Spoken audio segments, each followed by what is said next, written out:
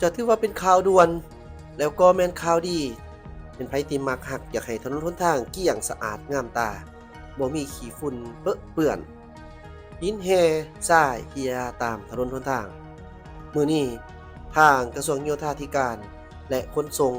นครหลวงเวียงจันทน์เองก็ได้ออกแจ้งการให้คุมเข้มหวังคืนความสะอาดและก็ความปลอดภัยในท้องถนนแม่นไผหากฝ่าฝืนแม่นจะมีโทษหนักถือว่าเป็นข่าวด่วนจัดระเบียบรถบรรทุกคันใหญ่ในนครหลวงเวียงจันทน์ห้ามเฮ็ดทางเปื้อนจำกัดความไวและต้องแล่นเลนซ้ายสุดเว้าได้ว่ามดยุกรถบรรทุกแล่นไวเฮ็ดขี้ดินเหี่ยตกใส่ทางจนเป็นขี้ฝุ่นขี้ไงคุ้มทีบเป็นไผที่ใช้รถใช้ถนนในนครหลวงเวียงจันทน์รับรู้และก็เข้าใจ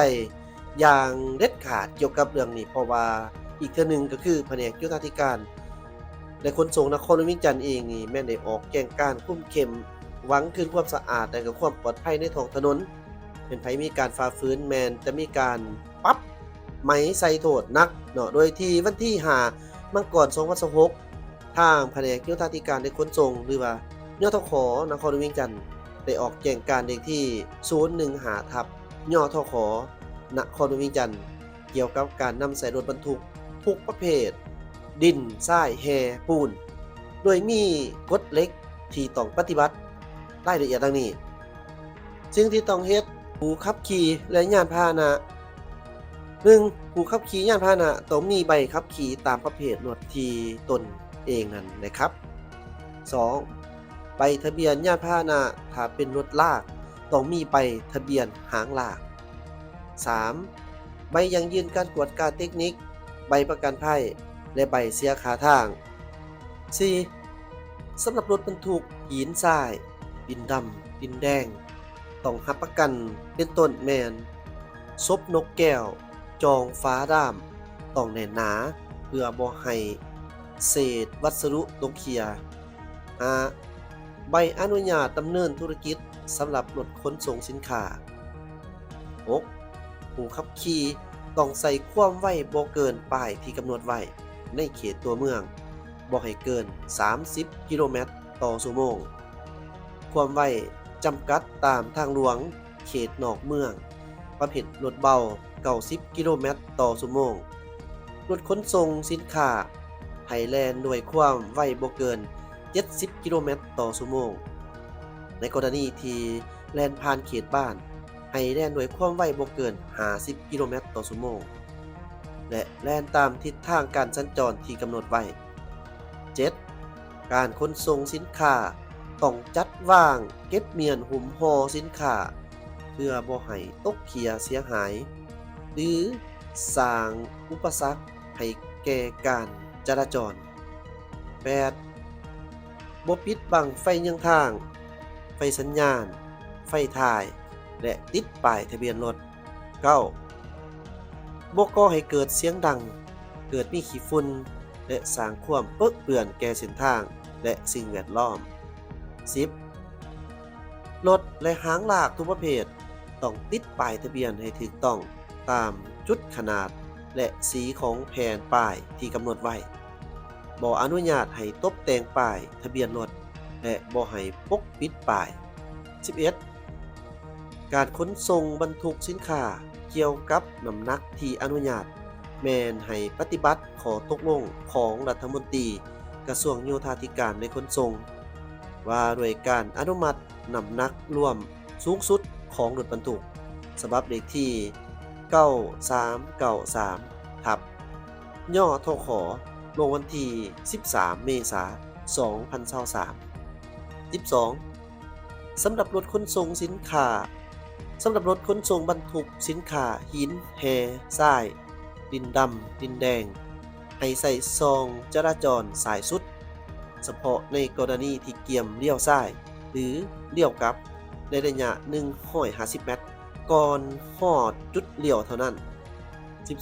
13. ต้องให้การร่วมมือและปฏิบัติตามการสัญญาณของเจ้าหน้าที่กวดกาตามสายทางอย่างเข้มงวดมาเบิ่งข้อห้ามที่ ห้ามรถบรรทุกแก่ดินดำดินแดงก่อนจะออกบ่ต้องล้างตีนรถให้สะอาดก่อนจะออกก็ต้องล้างตีนรถให้สะอาดบ่ให้บรรทุกดินเกินรถทั้งด้ามและต้องปกปิดผ้าบัดให้แน่นหนาบ่ให้ตกเคียใส่ตามเส้นทาง 2. ห้ามบ่ให้ขนส่งหินทรายเปียกและต้องให้ปกผ้าบัดโดยบ่เฮ็ดให้หินทรายตกเคียหรือมีน้ำย่อยตามสายทางอย่างเด็ดขาด 3. ห้ามกองดินกองวัสดุและล่างรถทุกประเภทสายทางแคมทางและคลองน้ำอย่างเด็ดขาด 4. ห้ามเอาแคมทางเป็นบอนเขียนทายสินค้าขึ้นลง 5. ห้ามรถโม้ปูนเฮ็ดปูนตกเคียถอกเทปูนสะทรายสร้างความเปื้อเปื้อนใส่เส้นทาง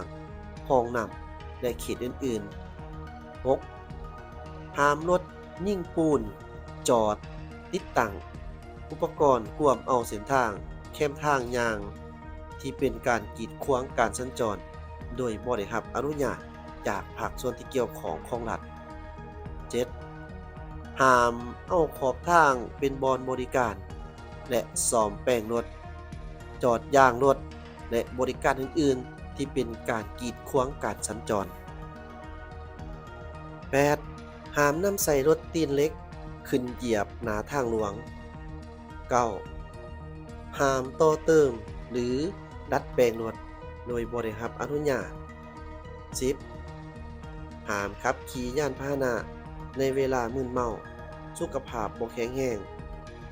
เสพยาเสพติดสารเคมีต่างๆที่มีผลกระทบทางด้านจิตใจ 11. ห้ามนำใส่รถขนส่งต่างประเทศเพื่อเคลื่อนไหวบริการขนส่งภายในประเทศโดยบ่ได้รับอนุญาตจากแผนกโยธาธิการและขนส่ง 12. ห้ามจอดรถอยู่เทิงทางยางทางโค้งทางแยกทางโค้งทางที่ดีกันบ่ได้ทางเข้าออกขวาและในขวา 13. ห้ามมีพฤติกรรมอื่นๆที่เป็นการละเมิดกฎหมายและระเบียบการมาตรการต่อผู้ละเมิด 1. เกี่ยวกับการจัดตั้งปฏิบัติแม่นมอบให้เจ้าหน้าที่ตำรวจจราจรเป็นผู้ติดตามกฎกาถ้าหากพบเห็นรถบรรทุกผิดต่อข้อห้ามที่ได้กล่าวมาข้างต้นนั้นแม่นให้ปรับไหมกับทีในให้เจ้าของรถซ่อมแป้งบ่ให้เศษวัสดุตกเคียก่อนไปถึงจุดเป้าหมาย 2. กรณีสังคมและผู้ที่เป็นพลเมืองดี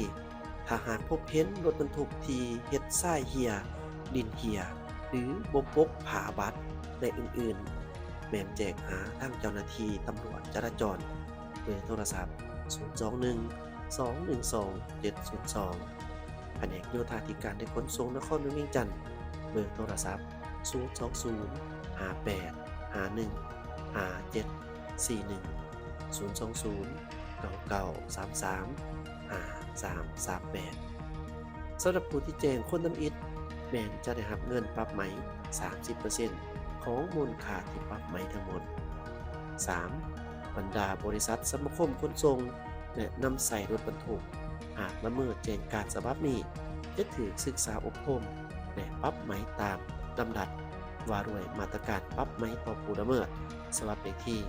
568/รบลงวันที่19 กันยายน 2021และระเบียบกฎหมายอื่นที่เห็นว่ามีส่วนเกี่ยวข้องนี่ถือว่าเป็นการยั่งยืนออกแจงการจากทางหัวหน้าแผนกกระทรวงโยธาธิการและขนส่งหรือว่าแผนกโยธาธิการและขนส่งนครหลวงเวียงจันทน์จากท่านผู้ชมแต่ท่านใดที่พบเห็นคือเขาเนี่ยอ่านมาในข้างเทิงนั่นแหละเกี่ยวกับว่าไผที่ว่าพบเห็นในกรณีทำอิฐหรือว่าเป็นผู้ทำอิฐแม่นว่าจะได้รับเงินปรับใหม่ 30% มีความหมายก็คือเป็นไผที่พบเห็นผู้ที่ขับรถเนาะเฮ็ดรถมีการทรายเหี่ยออกจากรถออกขี้ดินขี้ฮีดขี้ทรายอิหยังก็ว่ากันไปเนาะท่านผู้ชมไผพบเห็นทำอิฐแม่นให้โทรแจ้งเพิ่นจะให้ค่าปรับใหม่ 30% นี่ถือว่าเพิ่นก็เอาจริงเอาจังได้ทางเจ้าหน้าที่ที่เกี่ยวข้องเนาะและก็โดยเฉพาะเป็นแผนกโยธาธิการและขนส่งนี่แหละเพิ่นได้แจ้งการสะบัดนี้ออกมาอย่างเข้มงวดแต่ว่ายิ่งๆว่าผู้ที่ประกอบการขนส่งโดยเฉพาะเป็นขนส่งเกี่ยวกับเรื่องหินทรายปูนโม่อิหยังต่างๆนี่นะได้รับรู้แล้วก็คือจะได้เฮ็ดตามระเบียบที่เพิ่นได้วางออกอย่างเข้มงวดทั้งนี้ทั้งนั้นเพิ่นเฮ็ดออกมานี่ก็เพื่อเป็นการระเบียบเป็นระเบียบเนาะเพื่อความจบความงามของถนนหนทางบ้านเมืองเฮาและก็ลดพรการเกิดอุบัติเหตุโดยเฉพาะเป็นการขับรถไวที่เกินกำหนดในตัวเมืองบ่ในขอบเขตถนนหนทางที่มีชุมชนและก็บ่จุดเป็นบ้านเป็นหยังต่างๆหรือแม้กระทั่งเส้นทางที่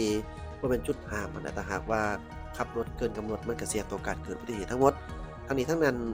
ก็ถือว่าญ้อนเพิ่นเป็นห่วงได้ถึงการสัญจรหยังต่างๆแล้วก็อยากให้บ้านเมืองเฮามีความสะอาดงดงามเนาะเจ้าท่านผู้ชมคิดว่านี่ก็เป็นเช่นการสำหรับหนึ่งที่ค่อนข้างดีเนาะเจ้าเนาะอันนี้เฮาก็มาอ่านมาหยังตามที่เพิ่นได้แจ้งการออกมาเนาะเจ้าขอบใจที่ตามรับชมอย่าลืมกดไลค์กดแชร์กด Subscribe สบายดีเจ้า